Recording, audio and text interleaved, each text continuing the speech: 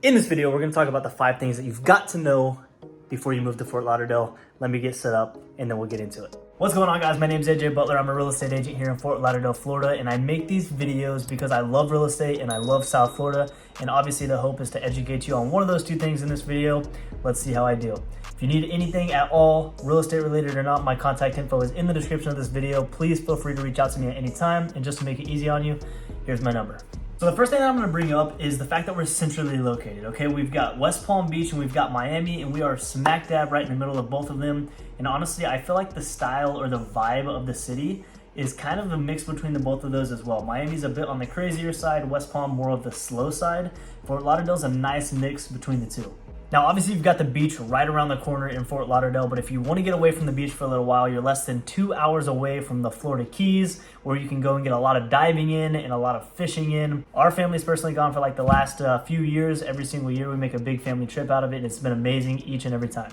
Another thing we're fairly close to here in Fort Lauderdale is the Everglades. We're less than 40 minutes away, and you can get out there, do some airboat tours, go find you a couple gators. You can actually go on iguana hunts too. I've seen online lately is you can actually go, there's this guy that kind of rounds you, because they're an invasive species, right? They're tearing up people's lawns. They're just growing and growing here in South Florida. So you can actually book a trip and go shoot these things, which is kind of crazy, but we'll see. Maybe I'll have to do that someday. And as far as the rest of the state, you can get to Fort Myers, Tampa, Orlando, all within just a few hours. The second thing that I believe you should know before moving down to Fort Lauderdale is the fact that Spanish is not a must, but it is definitely an advantage if you're living in this area. Depending on what kind of work you do down here, honestly, it would probably help every single industry. But if you were bilingual, speaking Spanish and English, you definitely will have a lot more doors that can be open for you rather than just speaking English alone.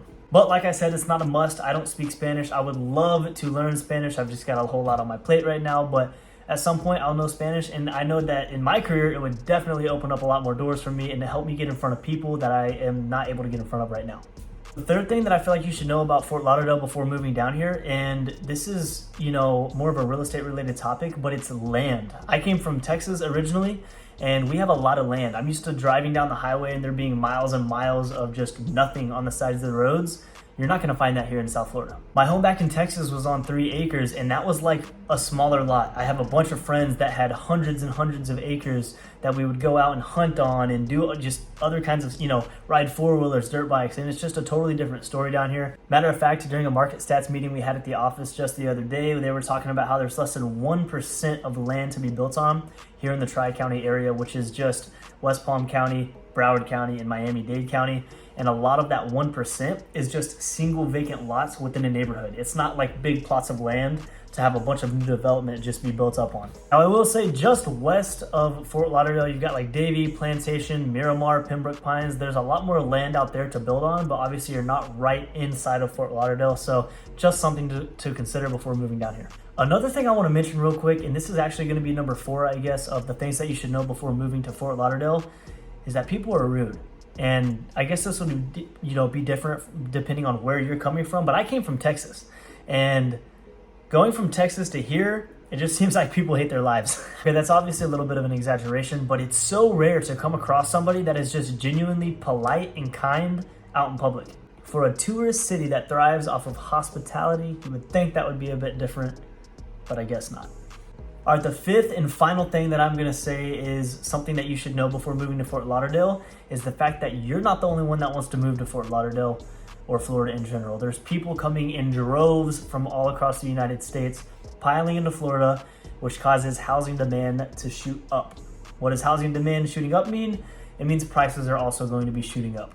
It's very rare to find a nice rental down here with the amenities that you would want for under $2,000 a month. And that's a 1-bedroom, 1-bath. If you're talking 2 bedrooms, you're talking about $2,500 to $3,000 just for a rental. Same thing with home prices. The average price to buy a house down here is around $450,000. So if you already know that you're gonna want a bit above the average house down here in Fort Lauderdale, you're probably gonna have to be in the $500,000 and $600,000 range to get what you truly want. That is the video, guys. Hopefully I didn't scare you away too much by saying some of the things that you should be ready for when moving down here to Fort Lauderdale. Remember, if you have any questions real estate related or not, feel free to reach out to me. My number is in the description of the video.